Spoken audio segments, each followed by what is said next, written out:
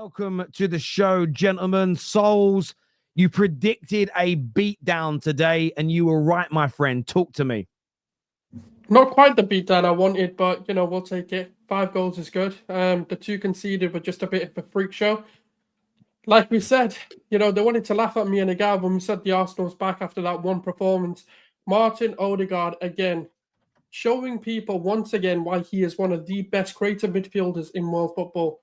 Why I kept saying this is going to be Real Madrid's biggest mistake in selling him.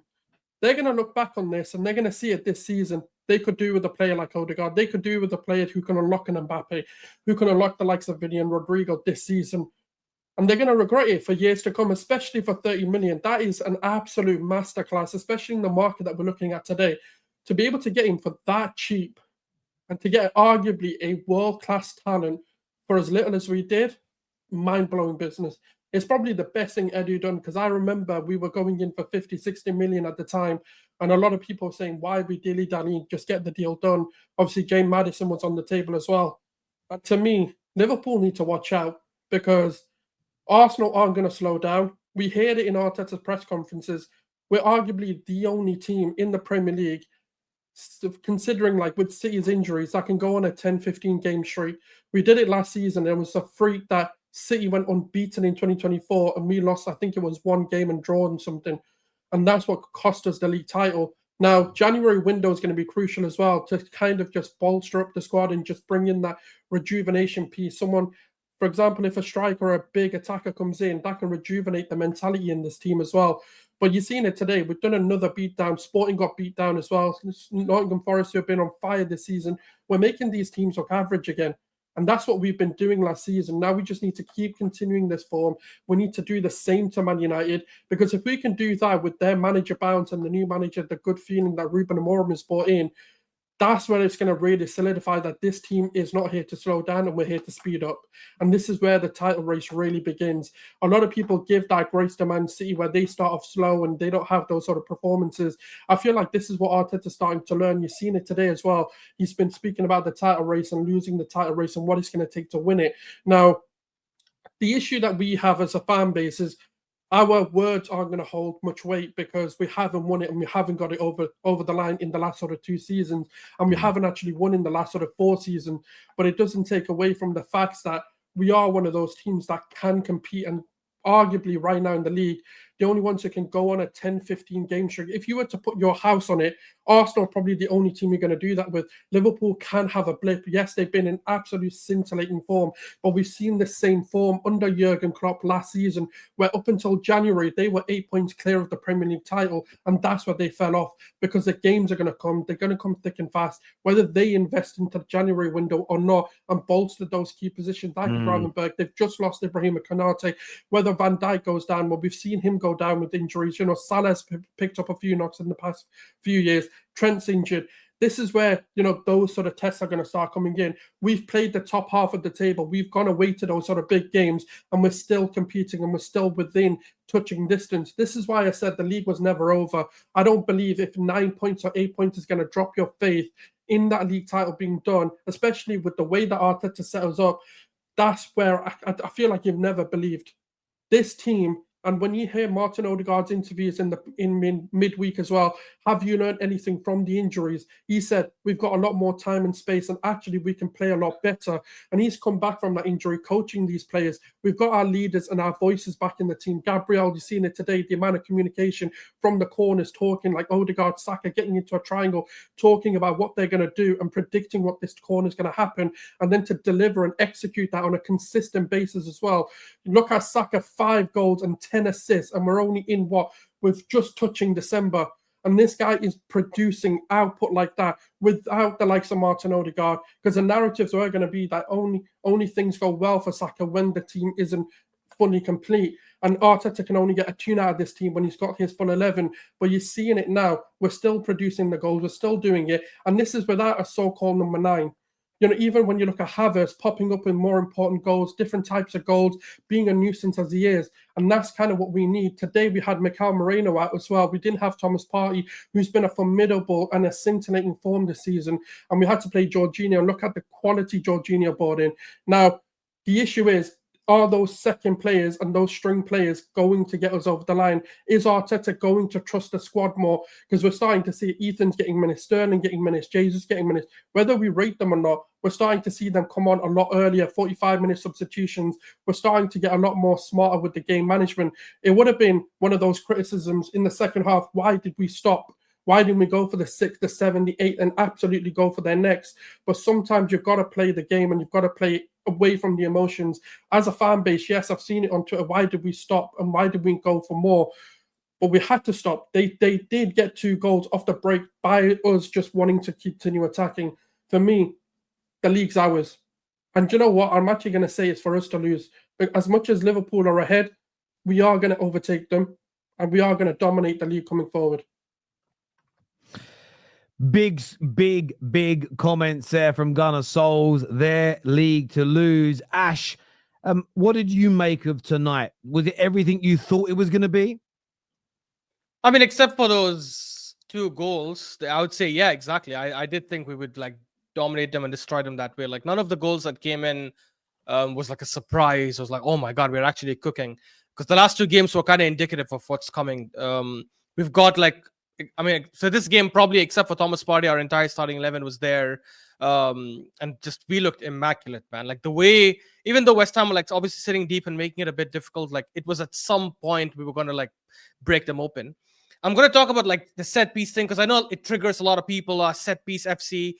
Generally, if you by this point after these last 2 seasons think these things are like flukish or luck that we're scoring corners at this high level, and I tweeted this, I genuinely don't remember seeing, I'm not going to say a team, a big team scoring corners at this quality and this consistency. Whatever the hell Nick Jover has done since he's come on, it's just transformed the way we play. You see even Gabriel going and talking to Saka before he takes the corner and as if he's giving him instructions on like how to play the corner, where he's going to be, and he actually ends up scoring from it. And that second goal, like that just kind of highlights, I agree with Souls, like it highlights how good Odegaard is, because this dink he's done over the top, he's done it many times. But obviously people will only remember like the goals. He did it last season when we scored against Chelsea, and the way he played it to Saka this time. The last thing I'll add, like just on the performance, look, everything was amazing. I'm not that concerned about the 2 goals we've conceded. I know we've kind of conceded more goals than we expected at this stage.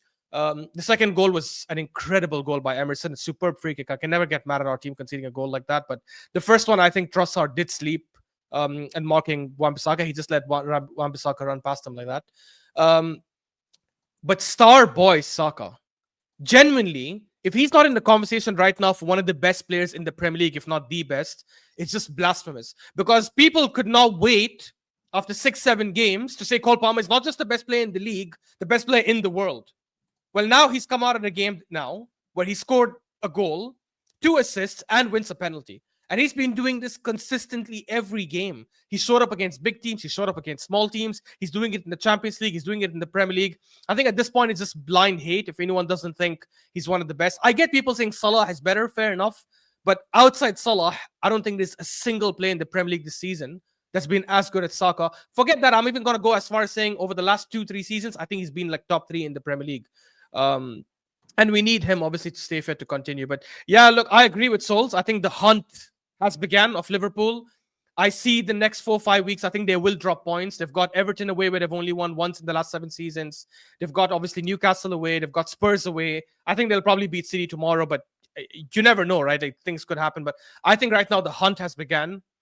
We have 10 or 11 games that I just think we will win on the bounce. Let's go get it. Let's go get it. This is the time for sure. I want to ask you quickly, great stuff you said there about the set pieces. I just want to go back to one of your first points. Why do you think you are so consistent? Is it just the sort of system of it, the training of it, or do you believe it's to do with the quality of crosses, the quality of Gabriel in those? What do you put it down to that you're so good and been so consistent for 2 years from corners? I think it's down to 3 things, in my opinion, that I think Nick Jover and the team just have done really well. One is the quality of crossers in the team. There's a reason why, as good as an aerial threat Declan Rice is, there's a reason why he takes all the set pieces and the corners from the left, because his delivery is just incredible. And the same with Saka on the right side. So I think the fact that we have 2 very, very good crossers of the ball that already makes things a lot easier because it just allows players to set up and they know exactly where the ball is going to come in. The second thing I think is obviously having players like Gabriel, Saliba, and the others who, especially Gabriel, who's just so damn dominant in the air. Outside John Terry, I can't remember another center back that was so damn lethal from every single corner, right? And I would say Gabriel is like, I think he scored more goals than anyone since he's joined the Premier League as a center back. And the last thing is variation.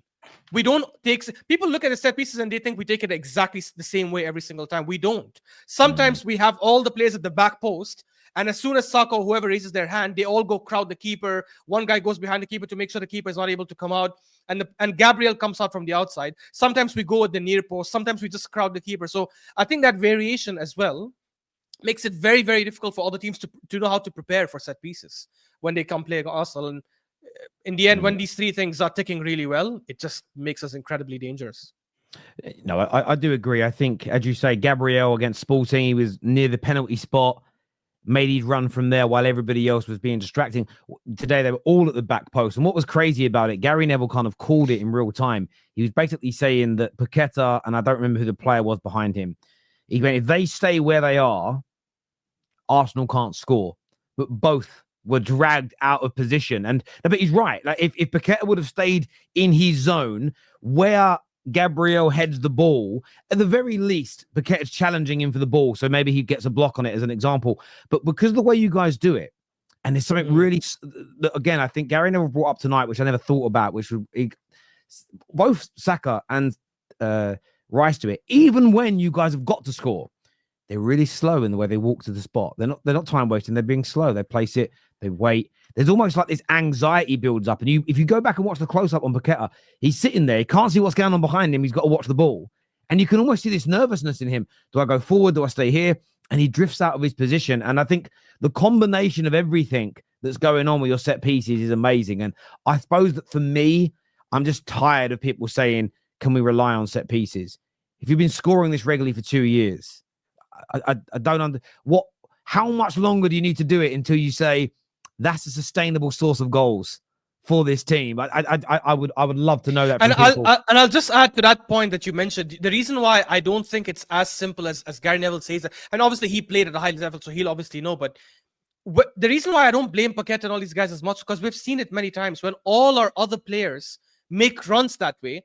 It's an instinct for you as a footballer to react. Right? So when you see 6-7 players suddenly running to the front post, just as an instinct, you end up reacting to that. And what that does basically is that it's a distraction for who actually is going to get in at the end of the set piece, whether it's Gabriel, whoever. Notice who was marking him. It was Antonio. Antonio was looking at Gabriel the whole time. Mate, I understand. I understand. And you're absolutely right. It's a distraction. And it's a distraction, but it's something that people haven't cottoned on to yet. And I think some of that is, again, a Tactico could sit down and break down how to stop that peak Pep Barcelona team.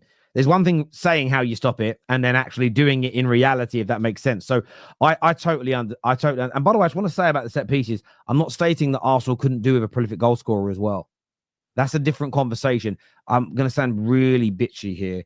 The football terrace is no longer doing these childish debates of, so you think our set pieces are sustainable? Does that mean we don't need a striker? Unless you hear me say that, don't fucking assume it. We ain't fucking Teletubbies here talking about the Teletubbies and a night in the fucking Winter Garden or whatever that fucking show is called with the fucking they're called the Tinky Tongs and the Binky Bongs. We're not here talking to them. This isn't bedtime stories on CBBS. Me stating that set piece goals are sustainable is not me saying you don't want to get goals from elsewhere. It just by itself in isolation, it's a sustainable source of goals. It really, really is.